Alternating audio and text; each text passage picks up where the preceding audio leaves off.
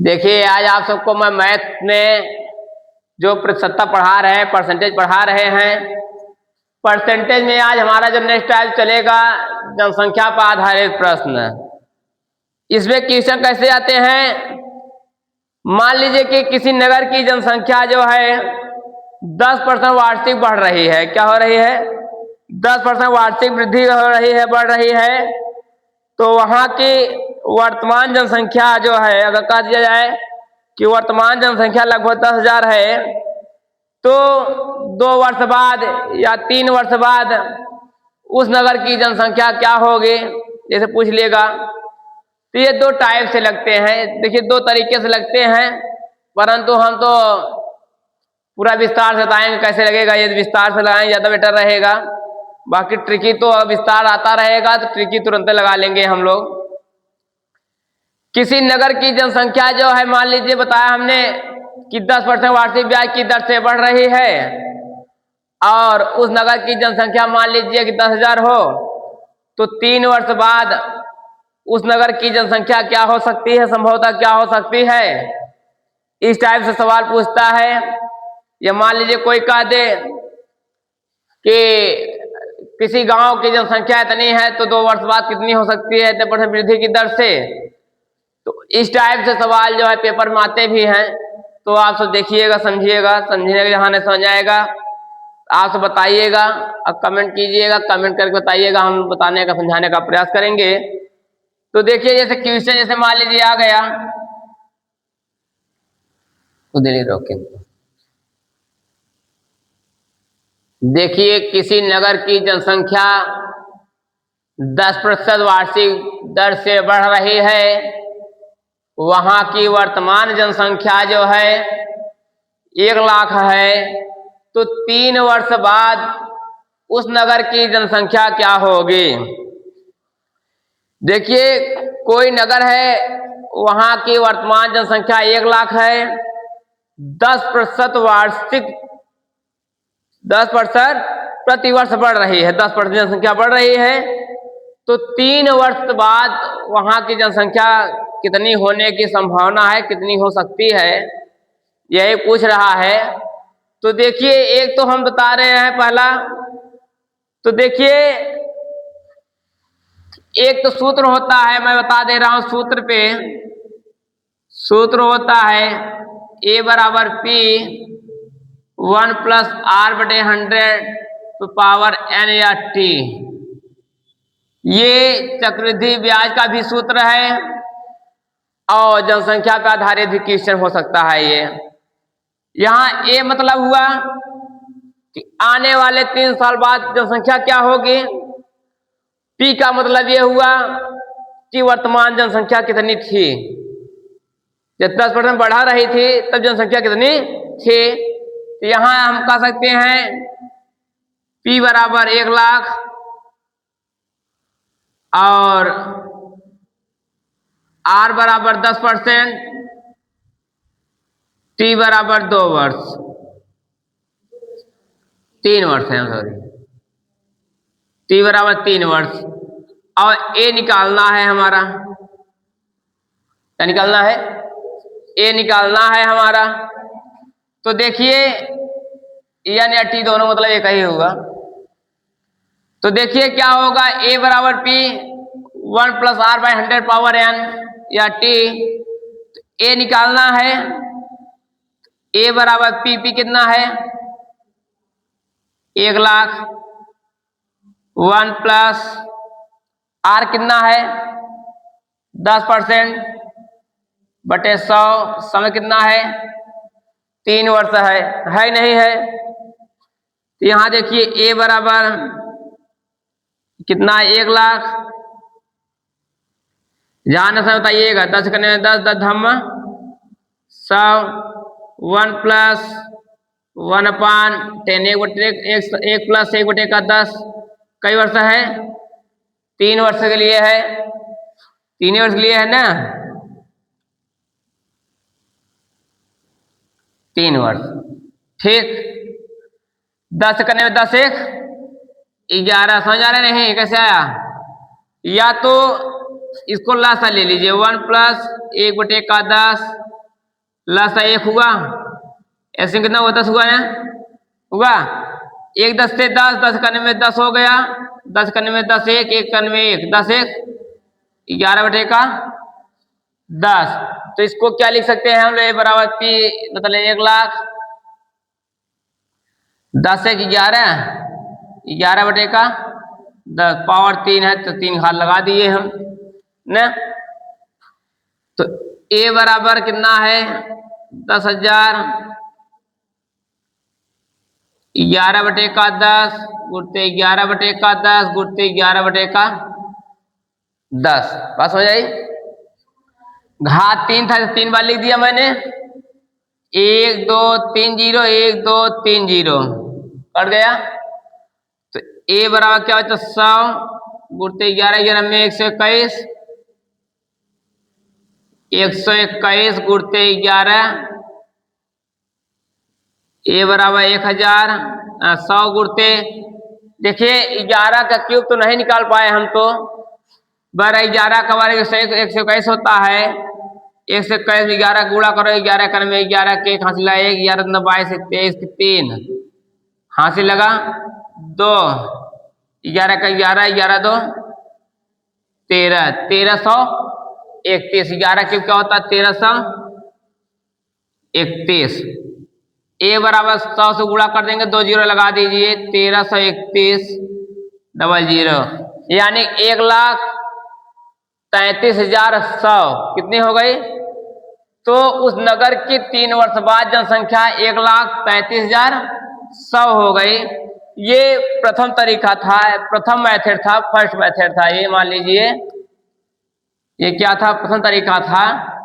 अगर इसका second method लगाना हो, सेकंड तरीके से सॉल्व करना हो तो कैसे सॉल्व करोगे, देखिए 10% की वृद्धि हो रही है, कितनी वृद्धि हो रही है 10% की वृद्धि हो रही है, यानी कि 10,100, तो 1 बटे का 10, 10 1 11 बटे का 10, 11 बटे का 10 हो सकता है। कितने साल के लिए हो रहा है 3 साल के लिए हो रहा है। कितनी जनसंख्या थी 1 लाख थी, तो इसको लिख लीजिए 11 बटे का 10, 11 बटे का 10 गुणते 11 बटे का 10 गुणते 1 लाख, 1 2 3 0 1 2 3 0, 11 क्यूब 1331 गुणते 100 बराबर 1,33,100। ये कब आएगा, जब ये आता रहेगा तो ये ऑटोमेटिक से लगा लोगे। मेन मैटर इसी पे है, ये हमें अच्छा समझ में आ जाएगा तो इसको लगाने में देरी नहीं होगी। ये था हमारा सवाल। और देखिए नेक्स्ट क्या है, अब नीचे कर देखिए, हो गया। देखिए मोहन के गांव की आबादी, मान लीजिए मोहन नाम कोई लड़का है, या मैं कह दूं कि मेरे गांव की आबादी वर्तमान समय में 6,760 है। यदि उसमें 4% वार्षिक ब्याज की दर, 4% वार्षिक वृद्धि हो रही हो, तो 2 वर्ष पूर्व उस गांव की आबादी क्या थी 2 वर्ष पहले। यहां जो प्लस लग रहा है क्या लग जाएगा, माइनस लगा देंगे, बाकी सवाल वही सॉल्व हो जाएगा। तो देखिए इसमें हल क्या आएगा,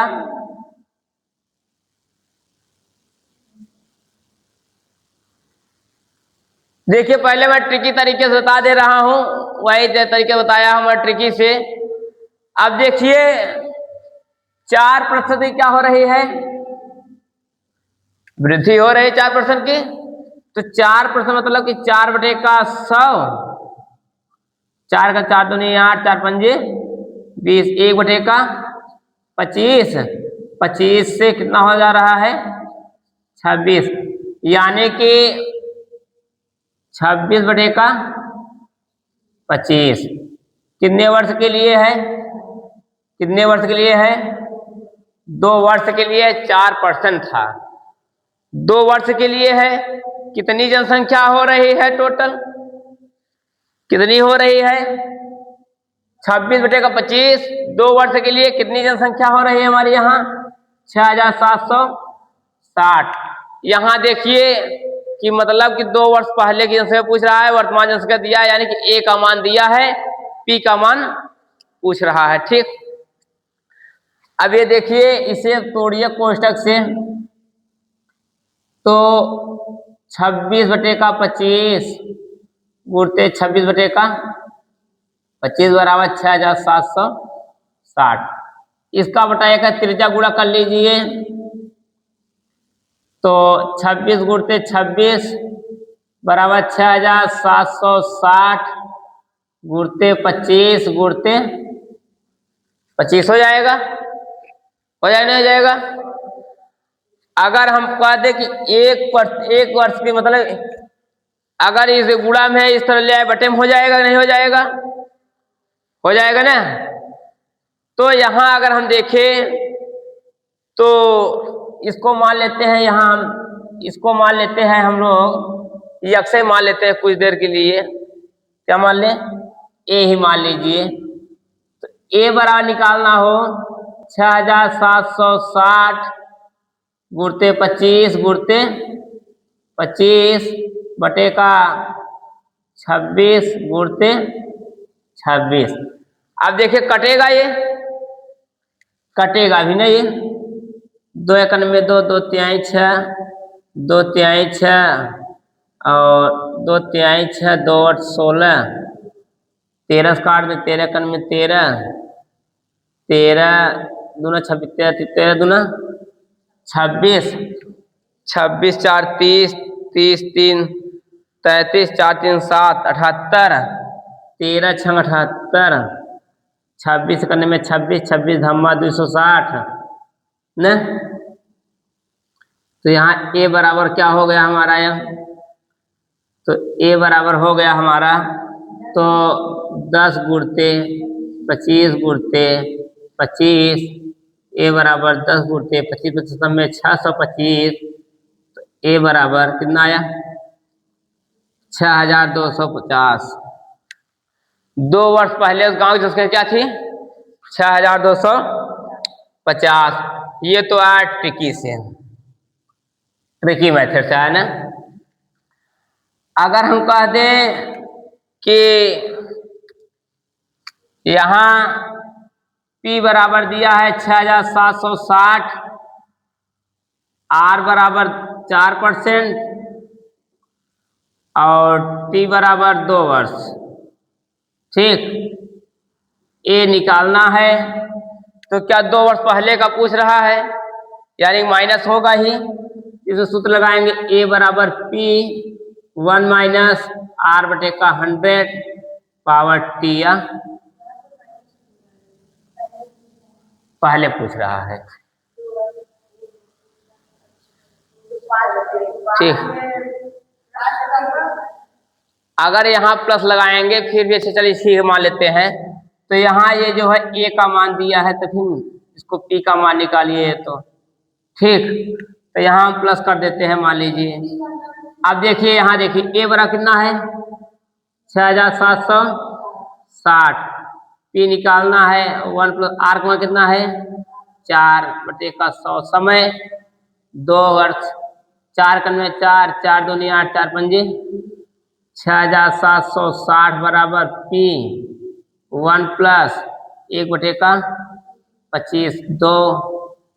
ठीक, 25 का 25 से 26, समझ आ रहा है ना। 6760 कितना? 6760 बराबर P 26 बटे का 25, 2 वर्ष के लिए है। 6760 बराबर P इंटू 26 गुणते 26 बटे का 25 गुणते 25। इसका बटा 1 त्रिज्या गुणा कर लीजिए, तो हो जाएगा P इंटू 26 गुणते 26 बराबर 6760 गुणते 25 गुणते 25। अगर हम कह दें कि P बराबर निकालना है 6760 गुणते 25 गुणते 25 बटे का 26 गुणते 26। 13 दूना 26 या 2 13 26, 2 काटे 2 तिहाई 6, 2 तिहाई 6, 2 8 16, 13 से काट 13 कम 13, 13 दूना 26, 13 छंग 78, हाँ 26 में 26, 26 हम 260। तो यहाँ पी बराबर कितना आ गया हमारा 10 गुणते 25 50 में 625 गुणा किए पी बराबर कितना आ गया 6250। समझ आया समझ आया। बंद कर दीजिए। देखिए किसी गांव के कोई गांव मान लीजिए गांव है, उस गांव में पुरुष और महिलाओं का अनुपात 3:2 है। पुरुष और महिला का अनुपात कितना है 3:2 के अनुपात में है, मतलब कि 3 पुरुष हैं 2 महिलाएं हैं। यदि उस गांव के 30% पुरुष विवाहित हो, 30% पुरुष विवाहित हो, तो उस गांव की कितने प्रतिशत महिलाएं विवाहित होंगी। जब पुरुषों की संख्या 3 है तो 30% विवाहित हैं, महिलाओं की संख्या 2 है तो कितने प्रतिशत विवाहित हैं, यही पूछा जा रहा है। तो देखिए एक तरफ लिख लेते हैं पुरुष, एक तरफ लिख लेते हैं पुरुष, एक तरफ मान लीजिए पुरुष हो गए और एक तरफ क्या हो जाएंगे, एक तरफ पुरुष होगा एक तरफ विवाहित कर दीजिए, विवाहित, ठीक। एक तरफ पुरुष होगा एक तरफ विवाहित हो गए, बराबर एक तरफ महिला को कर दीजिए और दूसरी तरफ विवाहित कर दीजिए। पुरुषों की संख्या कितनी, कितने पुरुष हैं पहले 3 पुरुष हैं, विवाहित कितने हैं 30%, 30% विवाहित है नहीं है, और यहाँ जो महिला कितनी है 2, विवाहित कितनी है x मान लीजिए, क्या मान लेते हैं x मान लेते हैं हम लोग। तो अब देखिए ये कटेगा भी, ये कटेगा भी तो ना, या तो इसका इसके साथ गुणा कीजिए, इसका इसके साथ गुणा कीजिए, ठीक, तो वही चीज होगा। तो ये यहाँ काट दीजिए, 2 × 2 2 15 30 हो गया मान लीजिए, ठीक, 2 15 30 15 45 हो जाएगा वैसे देखा जाए तो ऐसे कर लीजिए कि ये हो मान लीजिए कि 2 × x बराबर 3 × 30, ठीक। x इक्वल टू हो जाएगा 3 × 30 बटे का 2, 2 × 2 2 15 30, तो x बराबर 15 दिया 45% जो है महिलाएं क्या हैं विवाहित हैं। कितने परसेंट हैं 45% महिलाएं विवाहित हैं। तो पुरुषों और महिलाओं की संख्या पूछ लिएगा तो क्या बताओगे, पुरुषों की संख्या 30 हो गई, महिलाओं की संख्या 20 हो गई, लगभग बताया जाएगा, संख्या पूछा जाए तब जैसे, ठीक ना। तो कुल कितने % महिलाएं विवाहित हैं 45% महिलाएं विवाहित हैं। और इसे सेकंड मेथड से लगाना हो तो एक सूत्र होता है कि x × y बराबर x × x1 y1 × x2 y2। यहाँ x1 बराबर दिया है 3, y1 बराबर दिया है 30%, x2 दिया है 2, y2 मान लेते हैं x%, ठीक। ये सेकंड मेथड है, ये ध्यान दीजिएगा। तो अगर देखा जाए x × x1 × y1, x1 कितना है 3, y1 30 बराबर x2 2 और y2 x%। तो अगर यही x% बराबर देखा जाए तो 30 गुणते 3 बटे का 2, 2 1 2 2 15 30, तो x% बराबर 15 तिया 45%। यही आंसर हो गया। बात समझ आई? तो दोनों उतार लीजिए, जो समझ में आया अच्छे से वो बताइए, न समझ में आया बताइएगा।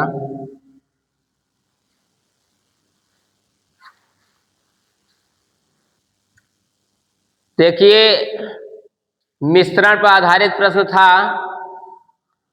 तो जैसे कि मिश्रण पर आधारित प्रश्न में नमक के 6 लीटर घोल में 5% नमक मिला दिया जाता है।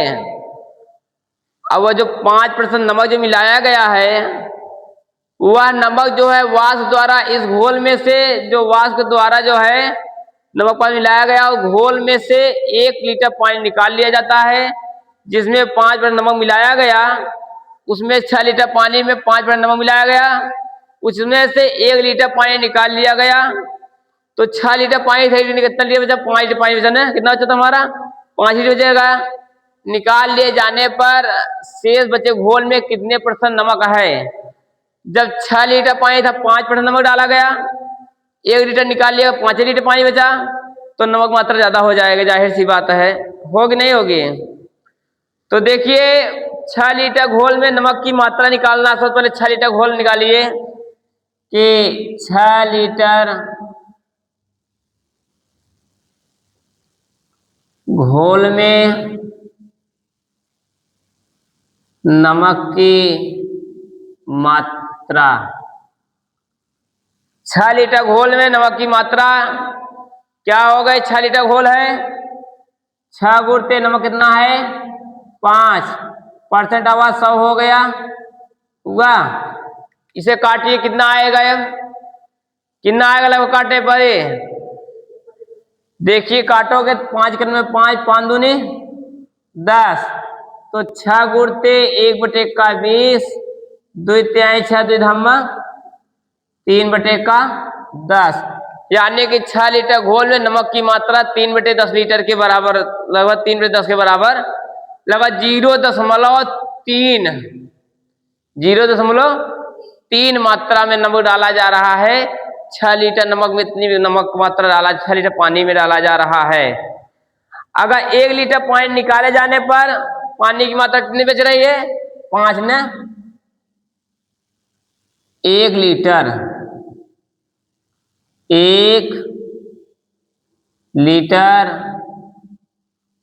पानी निकालने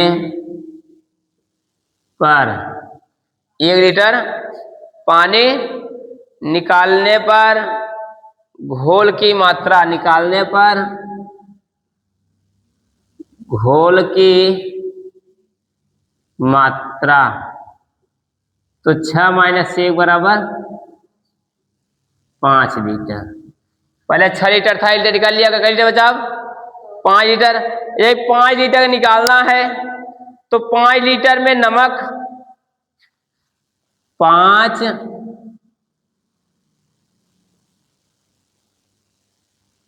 लीटर में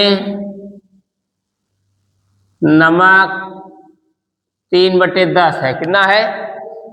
3 बटे का 10 लीटर डाला जा रहा है, 3 बटे का 10